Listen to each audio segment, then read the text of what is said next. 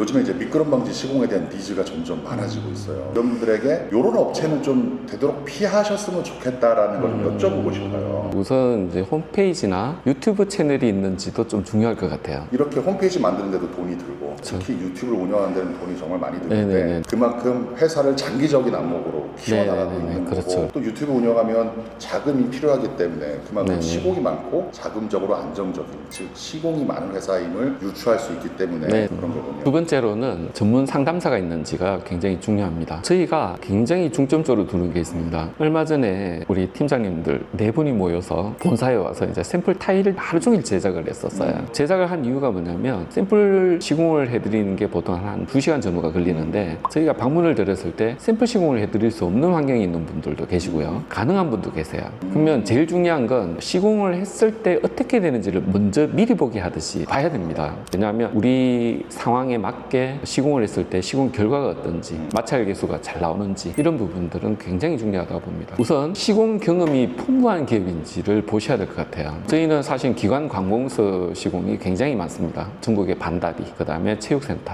구민센터, 구청, 군청, 시청 등의 식당, 주방, 홀, 로비, 그리고 공장의 바닥면, 오일이 비산되는 미끄러운 바닥면이 에폭시든 우레탄이든 철판이든 스텐이든 저희는 다 가능합니다. 그래서 전체적인 시공에 있어서 시공 노하우가 굉장히 풍부한 기업이 고객분들한테 좋겠죠. 그런 그 큰 곳만 시공하시는 건 아닌 거죠? 아닙니다, 아닙니다. 가정집도 합니다. 아, 예. 가정집도 합니다. 제일 중요한데 마찰 계수 측정이라는 게 있습니다. 법적 기준이 있는데요. 한국 산업표준 KSL 1001 규정에 의하면 섭윤 상태에서 동적 마찰 계수 측정을 하였을 때 0.4 이상을 유지를 해야 되는 항목이 있습니다. 그 장비가 상당히 고가입니다. DOT 3001이라는 미국산 제품을 저희는 쓰고 있는데요. 그 측정 장비가 있어야 측정이 가능합니다. 쉽게 말하면 근데 네네. 경쟁성은 혹시나 모를 나중에 다툼이 있을 때도 네네네네네네. 중요한 거잖아요. 고객 입장에서는 반드시 확보를 해야 되는데 꼭 미끄럼 방지뿐 아니라 그런 걸 안 써주는 시공업체, 인테리어 업체는 정말 피해야 된다고 생각해요. 네네 맞습니다. 보통 대부분의 기업들이 시가, 코팅 한 종류 이렇게 해서 시공을 하세요. 그런데 고객분들의 니즈에 맞추시려면 최소 6가지 이상은 해야 됩니다. 시공 방법이.